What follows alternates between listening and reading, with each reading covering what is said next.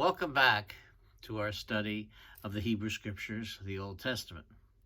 Last time we were talking about the creation of Adam and Eve and their role in the Garden of Eden, which is in a sense the role for all of us as children of God, kings, queens, priests, and prophets. Well, the story quickly goes downhill in Genesis chapter 3 when a new character is added to the scene, and that is a snake. Now, I just want you to know, whenever you see a snake in the Hebrew Scriptures, it means something good is not going to happen. Now, the snake talks to Eve. Why Eve? Because, as I said before, anything that completes something is the perfecting element. Now, if I wanted to prove I was a great boxer,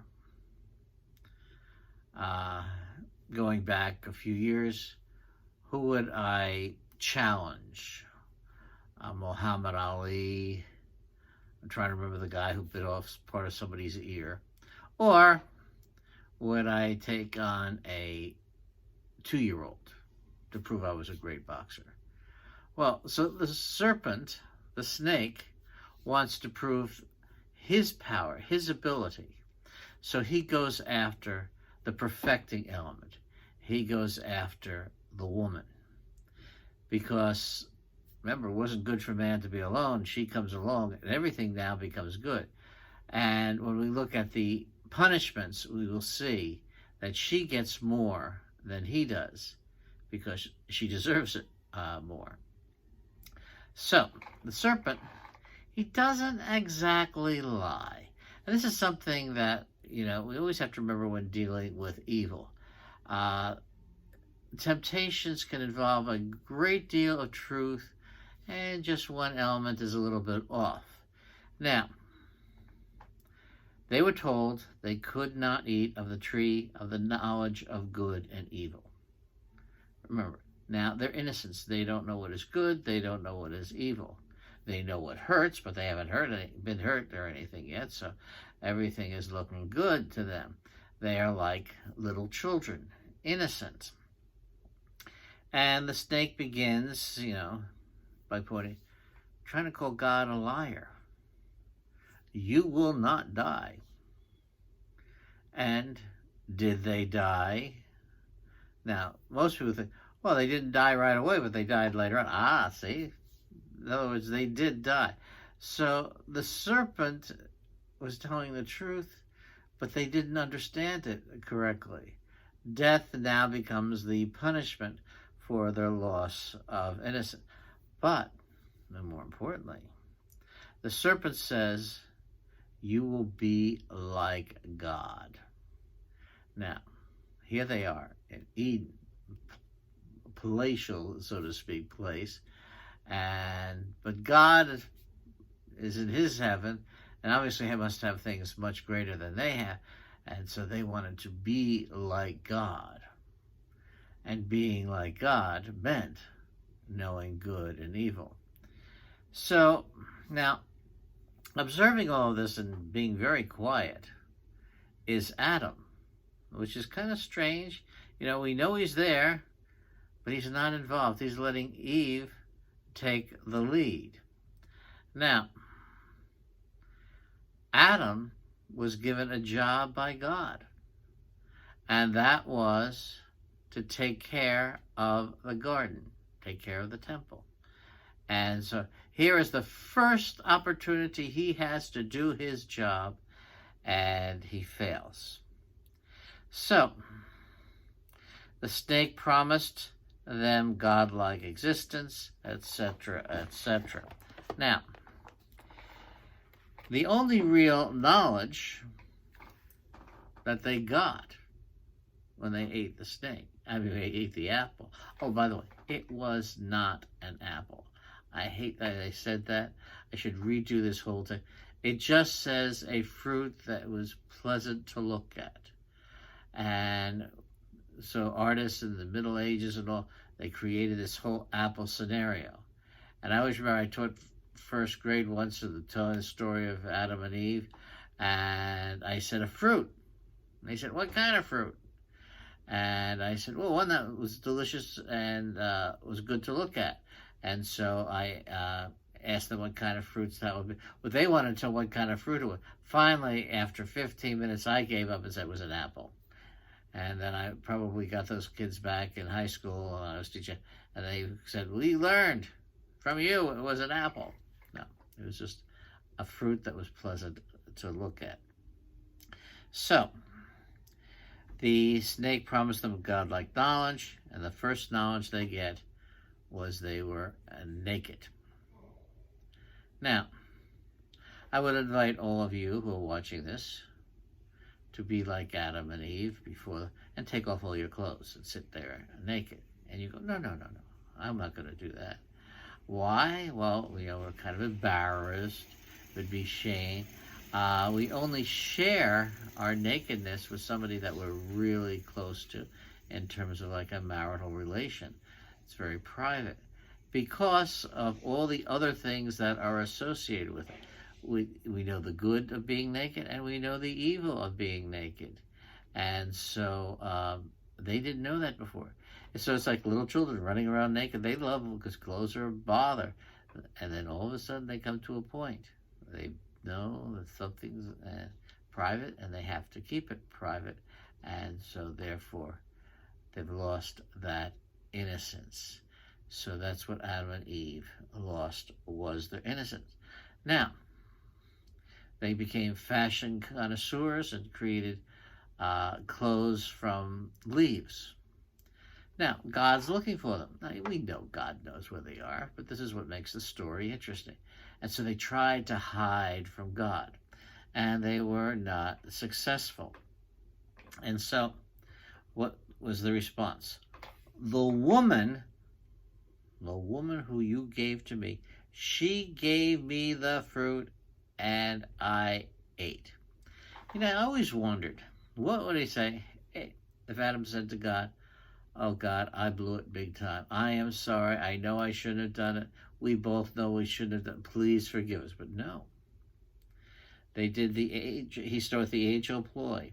The woman you gave me, and I ate. It's her fault, first of all. That was the second sin. Notice how they committed one sin, and now they multiplied because they refused to take responsibility. Both of them will say, for their actions. And, you always have to say, you go to confession, you have to be sorry. They're not sorry. So this isn't a confession. A firm purpose of amendment. They didn't have, because they didn't do anything wrong in the first place. They passed it on to, like, people, you blame people below you, and that's in a sense the first one. She did it. But to be on the safe side, the woman you gave me, it's God's fault. If God didn't put the woman there, she wouldn't have taken the apple or the fruit, and he wouldn't have eaten it. So therefore, it's God's fault in all of this. So he's blamed Eve, and he blames God. Now, then it goes on to Adam's evasion of responsibility. The snake tricked me, and I ate. So, Eve blames it on the snake. So then the question is, they were wrong. What kind of punishment should they get? The first punishment is, of course, they have to leave the garden. And God places an angel, a cherub, kind of like a guardian angel, on the east side of Eden. One angel. You would think, well, maybe they could walk all the way around to the west side or the north side, any side but the east side, and just get into the garden. But once again, we are seeing temple imagery being used here. The Jewish temples faced east and had only one entry and exit, and that was on the east side. So this is reaffirming this temple image that we have had. So God throws them out for breaking the rule.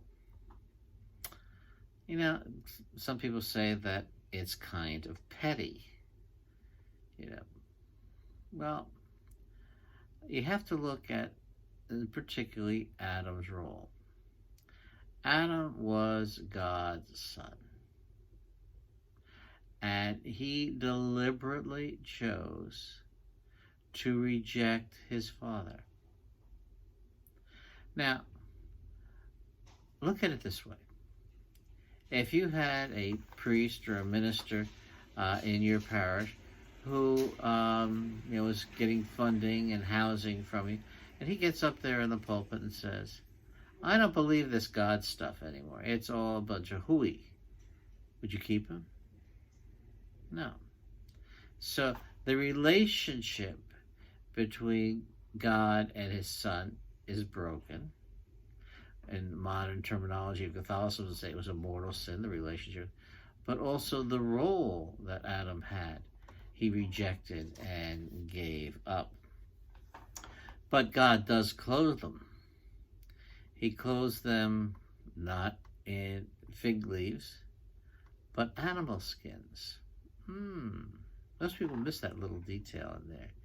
And animal skins means that animals had to die, had to be sacrificed in order to give up their skins. And so, what kind of animals? Well, just think of how in Scripture we usually deal with things, themes, images. What animal was the usual animal of sacrifice? Sheep. And so they were clothed in sheep's clothing. Now, all of this is related for Christian perspective, that the Lamb of God, Jesus, was sacrificed to clothe us with him so that we could be redeemed. But going back, but also you can see the animal that was sacrificed in the Passover so that the Jews could be saved was a sheep. And so sheep are sacrificed because their sacrifices bring good things to people. Now, I'd like to read to you a passage from chapter 3 and dealing with the punishments. So, to the snake, because you have done this, cursed are you among all the animals, tame or wild. On your belly shall you crawl, and dust shall you eat all the days of your life. I will put enmity between you and the woman, between your offspring and hers. They will strike at your head, while you strike at their heel. Now you see why the serpent lost his legs, so that he slithered. And that's why, the association of snakes with evil. And what do they eat? Well, obviously the corn on the ground, though, I think is the dirt, so they live on dirt. And they keep dying and coming back. They find these long snake skins. And there is a foretelling of a descendant of this woman who will do a confrontation with the serpent or the snake. Now, to the woman, he said, I will intensify your toil in childbearing. In pain shall you bring forth children. Yet your urge shall be for your husband, and he shall rule over you. Okay. The pain of childbirth as the punishment. Why? Because the ancients believed that if a woman didn't have pain in childbirth, she would try to decide when the child would be born. Now, most pregnant women I know have this time when it's great being pregnant. They feel the child within them and the child is moving around, and yet they're not yet top heavy, but rolling over. It's a good time. And so if they could stay that way, they would. And so there was a fear, in other words, that women would try to control when children were going to be born. And so they are born in this painful process because they want the child out. Get it out of me! And so that they have given up that godlike position of being able to control when life begins. Life began at conception. I'm not getting into that argument here. But for birth, the human experience begins. And they did not want women to control it. Now, the strange line here, and I'm probably going to be called a sexist here, but it has a lot to do with the fact of doing a lot of domestic counseling. Yet your urge shall be for your husband, and he shall rule over you. I've always wondered why women who are victims of abuse rarely take a gun and shoot their husbands, no. Rarely even divorce. They take the abuse unless something pushes them to the edge. Your desire shall be for your husband. The Hebrew Bible says, your desire shall be for one man, and he shall lord it over you. And so they're saying, there's going to be this guy. He's coming along, and when you find him, he will be the one that you desire. He'll be your soulmate. And so therefore, you will do anything for that relationship, for that man. And he will take advantage of it. This is also kind of role reversal, because she was the perfecting element, and now it's not good for her to be alone, because now she has him to rule over her. So, role reversal. And so this complicated new relationship. And so you see, she gets a lot of problems. And then to Adam, to the man, he said, because you listened to your wife and ate from the tree about which I commanded you, you shall not eat from it. Cursed is the ground because of you. In toil you shall eat its yield all the days of your life. Thorns and thistles it shall bear for you, and you shall eat the grass of the field. By the sweat of your brow you shall eat bread, until you return to the ground from which you were taken, for you are dust, and to dust you will return. Now, basically, his punishment is the earth is no longer going to be as cooperative with it. Animals are going to fear him, they're going to run away, or they're going to want to attack him. And there's an inappropriate, or that's, I guess, the wrong word, but animals are no longer going to get along with each other. The lion is not going to lie down with the lamb anymore. And so nature is thrown out of its proper order. Now, this is a very important theme, because there is an order to nature that was disrupted by human activity, by the sin of Adam and Eve. And here you see the punishment for it. This, becomes a very important aspect of Eastern Christian theology, because when Jesus goes into Jerusalem, his response to, keep every people quiet. He said, if you not try it, the rocks and stones themselves would shout out. All of nature wants to be returned to its proper order, the way it was created to be. The lion laying down to the lamb, that you don't have to worry about thistles and burrs when you're trying to pick its fruit, because it freely gives it to you without any problem. So man has to work, and nature is working against him. So, continuing on with the story, things don't get better for Adam and Eve. Their oldest son, Cain, murders the younger Abel. And why?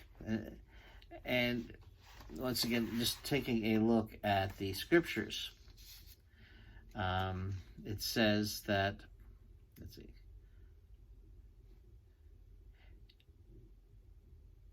Abel became a herder of flocks, and Cain a tiller of the soil. Immediately, things should go off. Who's the one that's dealing with sheep? And that's Abel, and Cain is a farmer. There was a tension in this when these works were composed in Israel between the shepherds and the farmers.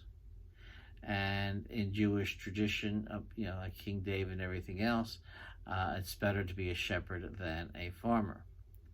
So, Abel, the shepherd, is a threat to Cain, the farmer, because shepherds are more important. Now, they come to offer a sacrifice. Cain brought an offering to the Lord from the fruit of the ground, while Abel, for his part, brought the fatty portion of the firstling of his flock. The Lord looked with favor on Abel and his offering, but on Cain and his offering he did not look with favor. So Cain was angry and dejected. Then the Lord said to Cain, "Why are you angry? Why are you dejected? If you act rightly, you will be accepted. But if not, sin lies in wait at the door. Its urge is for you, yet you can rule over it." Okay, so God is telling Cain his anger is inappropriate. Well, if God's telling you that your anger is inappropriate, and you're angry, why are you angry? Because God did not accept my offering. And God says, well, don't get angry. The problem is now your anger. Well, why not get angry? Well, obviously, God did accept his offering, or in a sense, he knew he offered it. He offered the best. God just chose not to accept it. And that's a problem a lot of people have. We pray so often for things and we don't get it. So we get angry with God. Well, that's the wrong response. God will give you what you need when he determines that you need it, not when you want it. There's a difference between wants and needs. And everything is not in this world. Our goal is the next world. So that's where God's pressure takes its impact. So Cain made an offering. God chose, just like we pray, not to accept his offering, not to accept our prayers, not to give us what we want. And our response is anger, and like Cain, and God says to us, but if not, sin lies in wait at the door. Its urge is for you, yet you can rule over it. Anger is going to cause you to sin, an inappropriate response. So, Cain kills Abel. Population goes down by 50%. And Cain is banished. Now, it's interesting. God said, "What have you done? Your brother's blood cries out to me." That's an interesting blood crying out. We will see a person's blood with God has a relationship. I'll give you a sneak preview of it. Blood is life, and life comes from God. So therefore, the spilling of life, spilling of blood, is horrendous to God, except in sacrifice. But God doesn't want the blood of human beings in sacrifice, but that of animals. Now, you are banned from the ground that opened its mouth to receive your brother's blood from your hand. If you till the ground, it shall no longer give you its produce. You shall be a constant wanderer on the earth. Cain said to the Lord, my punishment is too great to bear. Look, you have banished me from the ground. I must avoid you and be a constant wanderer on the earth. Anyone may kill me at sight. Anyone? Gee, who's left? Adam and Eve. Are they going to kill their son? And he's saying, anyone? And it gets even more complicated. Not so, the Lord said to him, if anyone kills Cain, Cain shall be avenged 7 times. So the Lord put a mark on Cain so that no one would kill him at sight. And I made a mistake. I don't have the next check. But it goes on. He's sent off to a land. Land has a name because of the people who live in the land. So there is a whole community of people at the same time, of Adam and Eve. And so Cain is banished, and he's going to them, but he's marked. And this goes to show this is not a story that is meant to be taken literally, because the literal facts in the story don't match up, because he's going off to other people, but you knew Adam and Eve were the first. The story is there to teach us something about our origins, our purpose. Now the purpose is, to take care of the temple, and also to take care of, those that are entrusted to us, like Adam and Eve, who are entrusted to each other. But we are to be kings, priests, prophets. You can't be a king, a priest, or a prophet, just you and your family.